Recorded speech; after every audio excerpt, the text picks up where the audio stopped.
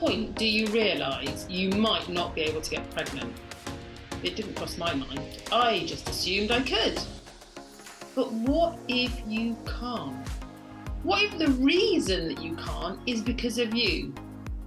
This episode might just have the answers that you are looking for.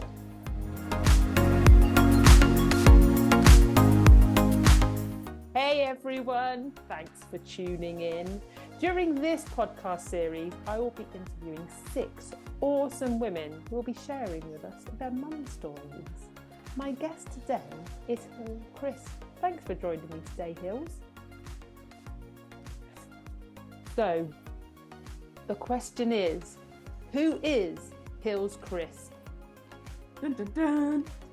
An interesting question. I'm lots of different things. I'm a mum, obviously. I'm a sister, a daughter, a business owner, a coach, a partner, a friend. All the things. Like most of us, I think, we're lots and lots of different things. Personally, I'm all about alignment and authenticity in life and in my business. I've been on a huge personal growth journey, more intensely the last sort of 13 or so years, but really for a long time, probably my whole life. And yeah, including the growth that comes from starting and having a business and becoming a mum, because wow, that's been a ride and still is a ride. So, Did you always know then that you wanted to be a mum? I did, yeah. I just always wanted to be a mum. It just felt normal, natural, and yeah, I've always been pretty close to my mum, who's incredible, although doesn't believe in herself and wouldn't say that she's incredible at all. But I just knew, I think I just always wanted to somehow believe that I always would be, although I did cut it very fine. I just always wanted to be a mum, yeah. So, in your words, you said you cut it a little fine. What got you to that stage of being a mum? What do you mean? Like, what was the journey? Yeah. It was quite a long journey. I think I never really had a partner that I wanted to do it with. I didn't meet my one until sort of quite late. And then I was 41 when I met my partner Ralph, and we knew we wanted to be together. We started trying for a baby fairly, well, I don't know, after a year or something. Nothing happened for a long time. And then, I was maybe 43, I guess, and we went to a clinic, had a little look about our fertility. He was absolutely fine, men. Mine was basically, the prognosis was your ovarian reserve is extremely low. These are the options. It was like you could do IVF with your own eggs, but the chance of that working is about 5%. If you use donor eggs, then the chance is more like 50% and maybe up to about 60%, particularly when using acupuncture with it as well. And so, yeah, it was a bit of a journey to make that decision, but actually it wasn't like it didn't feel like a really huge decision. It wasn't like, oh, shall we do our own eggs? Shall we not? For me, it was like 5%, like that's just a no, right? That's the odds of that working are just stacked too high against us. And it was a bit of a journey to come to terms with it, but it was very clear. It was just like, okay, well, if that's what we need to do, then that's what we'll do.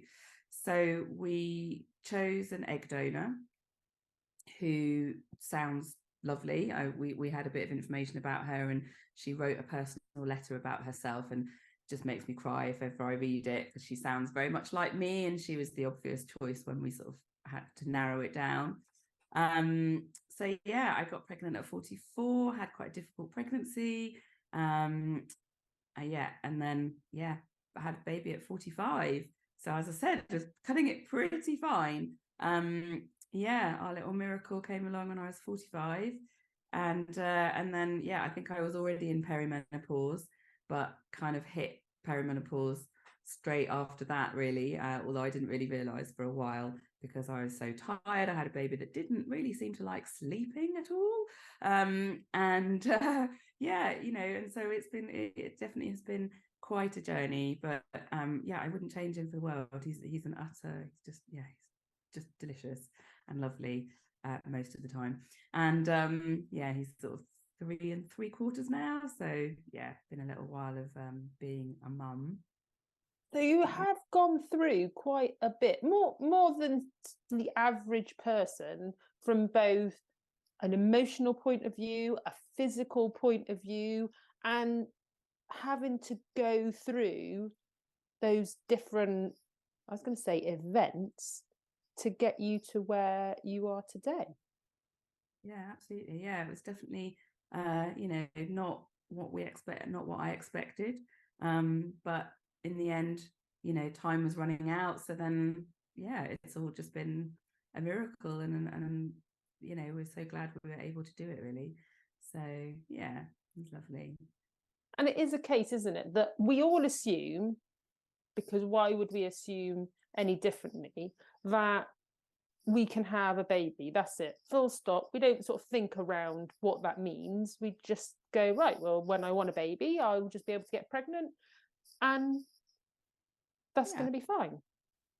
I mean, I think for me, I did at times consider doing it on my own, but I don't have family nearby. My parents live in France and I'm in England, the UK, and I did think about it at times, not very seriously. I think I realised that would just be a little bit insane. I do know friends that have done it on their own by choice with donor eggs and sperm and things like that. It didn't ever feel right for me, but then I never met someone that it felt right to have a baby with when it wasn't a very solid relationship. So that was a key thing, that I wanted a family, not just not just a baby, if that makes sense. And of course, we don't just have babies, do we? We have humans that grow into people. They don't stay babies. Like, do you know what I mean? Like, people go, oh, I want to have a baby. And you're like, yeah, but do you realize that that's a lifelong commitment? That's not just like, oh, a nice cuddly baby. It's like, yeah, there's more than that. So. I love your terminology. It's a lifelong commitment. Oh boy, is it a lifelong commitment. It is though, isn't it? But people focus on the having a baby bit, but it's like, actually it's so much more than that. It's so much more than that. And I think everything that's around us, education wise, to start with, when we're thinking about becoming pregnant, is very heavily biased towards getting pregnant and giving birth. And it's as if, unless you go looking for it, then the next bit is lot there. It's like you just deal with that bit when you're in it. Yeah, like it's just going to come naturally, and it kind of does, and it kind of doesn't, right? Like it does come naturally, but it also, especially like at the moment, like 3.5, and pushing the boundaries, and all these challenges, and it's like, where's the manual? Who tells you how to do this? Like, it's a minefield. Yeah, it's not easy. So let me take you back. And you said how you made the decision to have a donor egg. If you were to give someone else advice who is in a similar situation for you, and they're and ahhing over, well, which way do we go? What would you say to that person? I mean, I would always say it's completely unique. You have to feel into what's right for you. But I do think if that's the best option, like, it's interesting because through having a baby with through using a donor egg, there's a wonderful charity which I'd love to shout out. It's just called the Donor Conception Network, the DCN, and they support people to make the decision. They support people with what goes on afterwards. So how do you tell your child at different ages, and all sorts of things, and they support families and stuff. And we found that supportive in making our decision, because there was lots of case studies and stories. And so, yeah, I'm in a WhatsApp group with other women that had a baby through egg donation in that year. So there's maybe about 20 of us, something. And a lot of the time, other people pop in and they're just like, I just want some advice. I just want to know, like, is it the right thing to do, or how am I going to feel? Am I going to still love the child? And it's like, I think it is different when you grow the baby in your tummy, right? It's like, he's never not felt like my child because I grew him. And from an epigenetics perspective, this is something that for some people might blow their mind, but we think genetics are kind of black and white. There's the genes and you get the genetics from both your parents, but actually when genes are expressed or not expressed depending on the environment that they are in, not just in the womb, but your environment in your life. But in the womb, when you have a donor egg, my body has had an effect on the genetics of my son. So if my partner and the egg donor had a relationship and had a baby together, he wouldn't be the same child, because some of his genetics have been switched on because of my environment. So because I grew him in my tummy and I carried him and gave birth to him and all of that, he's never not felt like mine. And it's not even something that I really think about very much, actually. So yeah, if somebody was like, shall I do it, is it going to be, and it's like, you will just love them. He or she will be yours, and you will love them. And apart from now and again, there might be a conversation about something, or there might be at some point, when he starts school, we'll probably tell the school, because when they do family trees and genetics and things like that, it's like, we've always been open with him. We've always told him, not that we've particularly told him for a long time, but we've got a storybook that kind of explains it and things like that. And it's like, we want to be open with him, but at some point he's going to have questions and things like that. So it's, yeah, we're going to need to be prepared for that. But yeah, I wouldn't change him for the world, like, as you would not, right? No matter how they came about. So yeah, I think if people are thinking about doing it and feeling any trepidation about the bond, it hasn't had an effect. And from what I hear from other people, it just, you just get on with daily life and they're yours, and it's no different. And I think, and obviously I'm, from this point of view, I'm not talking from experience, but there's the difference between you being, I don't know, the maternal mother because the cell is yours, versus being mummy who has raised the child. I think there's a difference. I don't know. Yeah, maybe there is. I mean, I know people who've adopted. A long time ago, I worked with someone who they adopted 2 children, and she said, that they were always open with their children, and they said, I'm mummy from the heart, and you've got mummy from the tummy, or something. I can't remember her exact words. You've got tummy mummy is this other person that I don't think they knew, and she's like, my heart. And it's like, yeah, of course you can have more than one mummy, you can have more than one parent. It's terminology, and it's about how he feels, really. Like, I will always be his mummy. But I do think terminology is an interesting one, because some people get it wrong, right? And it can be quite hurtful. But they can be like, oh, but then if you're not, who's his real mum, and things like that. And you're like, well, I'm his real mum. There is no other mum. There is donor, and that's it. And that's how we refer to her. And absolutely, she's part of him, and some of his his genetics come from that. But she's not his mum. She's not his mum in any shape or form. But that's a language thing and a terminology thing that that feels comfortable for us, really. Is that she's an egg donor, and that's just part of the picture, but she's not his mum. She's not his mother. No, you clearly are. Exactly, I am. and I love the openness, and having looked at like my childhood, where and I think it's a very generational thing. There were certain topics that you just don't talk about, and I think there's a generational thing as far as I'm concerned. Whereas now with our kids and looking at what we want for them, and how we would like them to grow up to become these wonderful adults, communication and being open and honest is really, really important, because it influences them. Absolutely, yeah.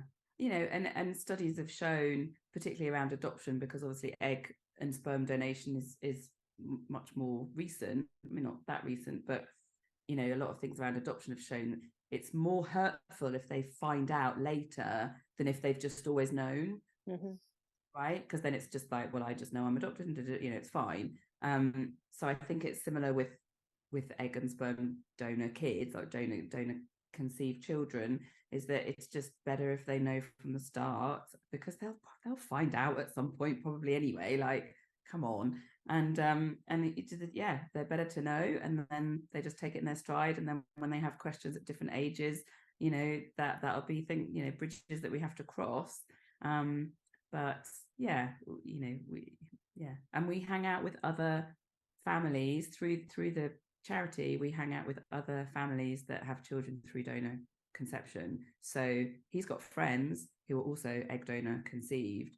So we want him to grow up feeling that that's actually really normal and not weird, right? And choice, we chose to be part of that, and to have that as part of our our friendships and things like that, and so that it can just be talked about more openly, because there's no shame in it, right? And that's often, we don't talk about things because there's shame, but I don't feel ashamed, and nor should he. And if we come with that energy, then that's how he'll be about it. Oh, I love that. That's it. It's nice that we're in this era, let's call it, where people are a lot more open, and families are very, very different. And like you said, everybody is unique. Everybody's situation is unique. And having those conversations early on, and being open and honest, and just talking about them, and this is going to sound really weird, as if they're normal. I mean, we shouldn't be going, they're normal. It is what it is. There shouldn't be a differentiation. That's what I'm trying to say. Then people will feel more relaxed about having the conversation, rather than going, oh, I just got to be careful just in case, I upset that person because I haven't used the right terminology, or I'm not sure. And do you know what I mean? And it starts to feel a bit awkward. Okay. Yeah. So I'm going to fast forward a little bit now. You've had this wonderful bundle of joy, and you're navigating being a new mum, and then Hils. And obviously you and I had a little bit of a conversation. Not only are you managing raising a wonderful boy, you also need to navigate the, I'm going to say turbulence, you can correct me, of perimenopause. Indeed. How has that been? Probably one of the most challenging things I've ever had to do, been faced with. I don't know how to say that. Yeah, having a toddler and being in perimenopause has been very challenging. It still is. I feel like I'm maybe sort of moving through it a little bit. But yeah, perimenopause is a call for deep self-care, quiet. Like, there's a lot of sensitivity around noise and things like that. So needing lots and lots of quiet, lots of me time, lots of space. And of course, having a 2, 3, nearly 4-year-old, I get the opposite of that, right? So it's like hitting up against what I really need. So that has definitely been really, really tough. But I've learned a lot about what I do need, and tuning into myself, and just researching about perimenopause and menopause, and getting support where I can, and then being able to talk to my partner about what it is that I need. And he supports me, because he knows that if I'm not supported, then I'm not as nice a mum, right? So it's like, it helps the whole family, I think, if the mum is supported, because if she's the one that's struggling, if she's the one at rock bottom with no energy, no resources, etc., then the kids are going to get it, like the partner's going to get it, and everyone's going to be miserable. So I just think, yeah, the mum, generally, the mother is usually the kind of head of the family, really, in that way, or at least emotionally, and with all of the practical stuff with the kids. So yeah, it's been quite a journey, but not doing too bad now. I feel like I'm sort of coming out the other side of that. And what do you think has helped you to do that, to sort of try and be level-headed and find that balance whilst you've been going through it? To be very, very strict and boundaried with needing my time to me. So generally in our weekend, I'll get like half a day for me, and my partner gets half a day for him, and then the rest of the time is more family or home or, you know, mixture. And I really have to kind of protect that because it can get eroded quite easily. So yeah, it's that kind of is enough for me. And then I have my work days when he's at nursery, and I can weave in a little bit more kind of self-care and things kind of within that, because I'm lucky enough to work from home. I work for myself, so I've got that flexibility. But definitely, you know, I usually have Sunday morning, and that's I hide away upstairs. They usually go out, and then I can just do whatever it is that I want to do, whether that's I might do some journaling, I might do some personal growth, some energy clearing, or a meditation, or a yoga nidra. So yeah, definitely rest and resourcing in whatever way kind of that looks, because I think we're all very individual when it comes to what we need to feel resourced and to feel rested. So yeah, and just making sure I get good sleep, which at the moment means taking melatonin, which I don't think is a bad thing, but that's the only thing that it gets me a good night's sleep sort of every night. Because I think we all know if you don't get a good night's sleep, it just affects everything, particularly mood, tolerance, patience, like all the things you need, right, with a young child. So definitely sleep and just feeling more resourced. Do you know what? It's funny how I remember reading something or hearing something, and somebody said, you know, you can always catch up on your sleep. And I was thinking, no, if you haven't slept, you haven't slept. And you're right, it is so important. And we know it's important, yet usually that's one of the first things that we'll go, it's all right. I'll sleep better tonight or the next night. Or yeah, it's definitely something to prioritize. Yeah. And rest not necessarily being sleep. I think rest is maybe going more slowly, or just taking those micro moments, or, you know, going out for a walk, or having a mindful cup of tea, or just pausing before rushing into the next thing, because I'm definitely a you know, can be quite a doer, and rushing into the next thing, and the default, the conditioning is I'll rest once everything's done. But of course, you know, when is everything done apart from anything? And actually what I've learned through the perimenopause journey is how important it is to rest first and be resourced first, and then I can get everything done, and trusting that I can get it all done when I'm feeling resourced.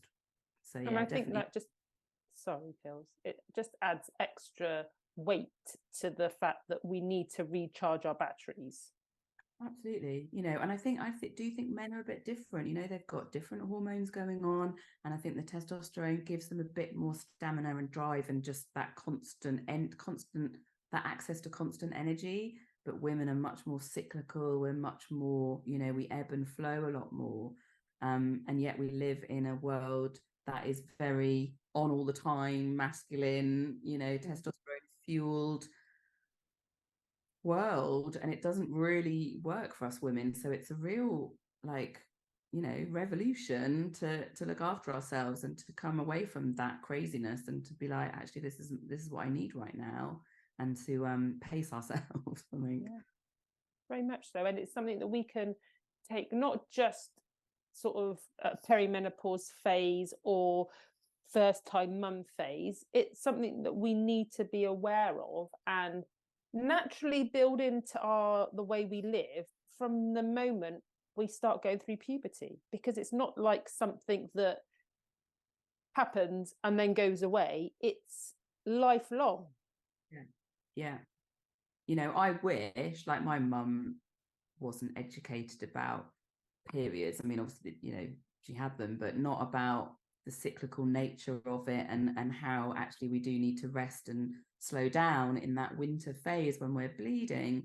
And you know, if I'd had a daughter, that's definitely something that I would want to bring in and invite in and educate about. And you know, yeah, I think there's lots of things that we're learning more about, different rites of passage, you know, whether that's having a menarche ceremony when we start our menstruation, you know, honoring the menopause, like in a next month, in a couple of weeks, that'll be a year since my last bleed. So I'll be menopausal for a day and then I'll be postmenopausal, which is ridiculous. But I'm going to do something to honor that, not probably on the day because we're moving house, literally the day before, I think it is. So, but at some point in the next sort of few months, I want to go into the woods and just do some kind of ritual or something, maybe with some friends, maybe on my own, maybe both, just to honor that transition, that shift, because it's something we don't really do in our society, and I think it's very important to do.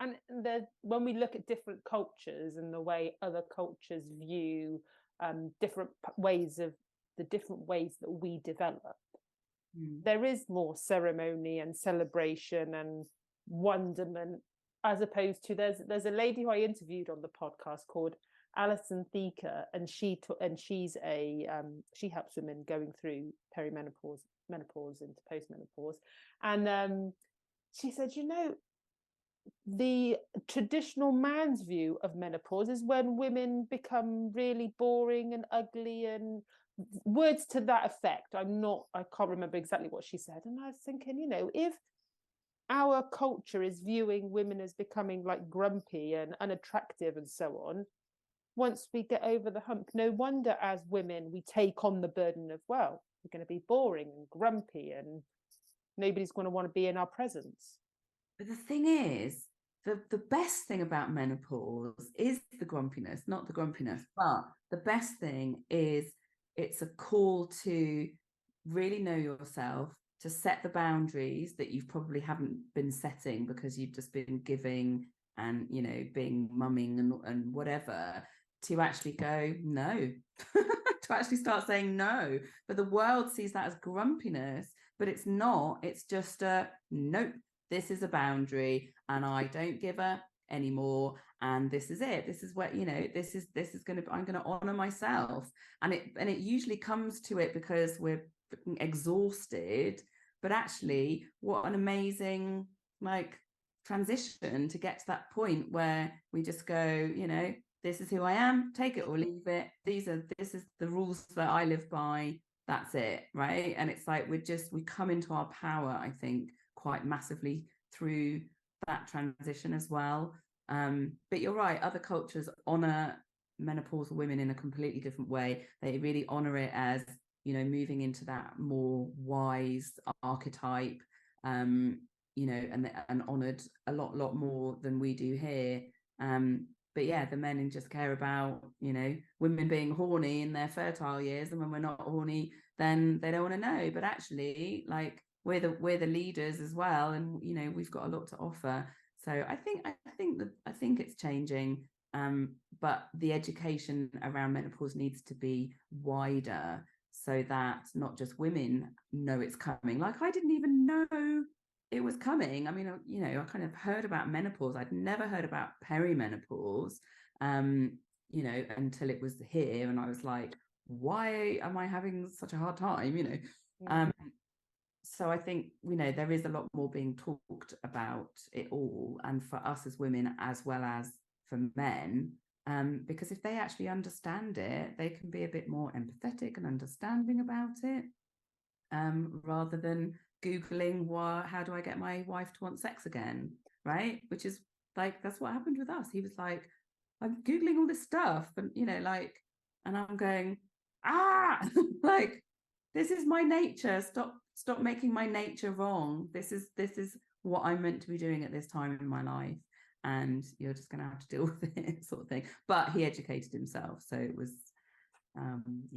But it's been a journey for us in our relationship as well, for sure. And it's when there's two parents raising a child, it's got to be like that, though, hasn't it? Yeah. It's a hand by hand thing that you've got to look at, because there is not just you in the relationship. There's you, your partner, and your son. So it's an education for everybody. Yeah. So we're coming to the end of our podcast episode, but there's still a couple of questions that I want to ask you, and I just want to pick up on a couple of the questions that I asked you to submit about, you know, being a mum and so on. But first of all, what 3 things would you like our listeners to take away from this conversation? Oh, I mean, it's like life advice, what to tell people. I mean, just be yourself. And I know that sounds really trite, but really get to know yourself intimately, like heal any hurts that you're carrying from your past, the big ones, the little ones, right? Follow your truth. You only get one go, you get one life, right? And it's finite. Follow your heart's desires, go after the fulfillment, go after the happiness and the contentment. Yeah, I just think that's got to be the ultimate thing. To just be yourself and believe in yourself, you know, being part of that, like really feel worthy of love, money, the good things, follow your purpose, whatever that is, and really seek that joy and contentment over any kind of attainment of material things or success or finances or anything like that. You know, it's got to be, it's an inner journey, isn't it, of what can we do? And be kind to yourself. And that's, you know, the biggest thing is challenge that inner critical voice, because you get to choose what you think. So be your own best friend, you know, be as kind to yourself as you are to everyone else, because we're generally our own worst enemy. But yeah, you know, be kind, have fun up there. Like you're the only one that's in your own head. So it's like you get to choose.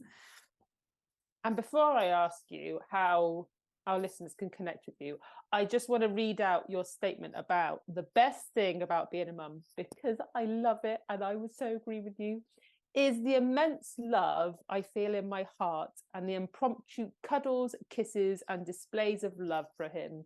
And you can't take anything away from when your child just randomly, for no reason, comes and gives you a cuddle, and it's not followed by, can I have a snack or whatever. It is what it is. Yeah, it's amazing. It is amazing. He said to me the other day, he was just playing, he was sort of a meter away, he was just playing away, and he went, "Mummy, I love you," and then he just carried on playing. And it was like, I was like, it was like the first time he's just sort of said that, other than sort of maybe saying it back maybe once. And he just said, "I love you, Mummy," and I was like, "I love you too." And I wanted to like really kind of, you know, jump on him, and I didn't. I just was like, "Okay, thanks, I love you too," and I just sort of like let it in, rather than, I don't know. It is just words, but they copy, don't they? You know, everything he does, we can see it's just been modeled by us, intentionally or not. And you know, that's, you know, if he's got a soft toy who's feeling sad, you know, and I'm like, "Oh, what does he need then?" "Oh, he needs a cuddle," and he's like, "Oh, give it a cuddle," and it's like, "Oh, thank you for just mirroring." You can see how they're influenced by how we behave. It's like our children are like mirrors. Yeah, absolutely. So to end it, please, I know our listeners have been listening and been thinking, she's amazing, I need to connect with Hils. Make it easy for them. How do they do it? Oh yeah, come and connect with me. I'm mostly on LinkedIn. You'll find me everywhere as Hils Crisp. I know it's quite a unique name, so there's not very many of us. I think none of us, in fact. I have a website which is hilscrisp.com. So yeah, as I said, I'm a business coach. So if you are a coach or a health and wellness practitioner, healer, anything like that, you want help with strategy, up-leveling, marketing, come and have a look at me. Or if you've got a community of business women, I would love to be invited to be on a podcast or guest expert, anything like that. Just come and connect with me. Thank you, Hils, for being our guest today. And thank you, everybody, for listening.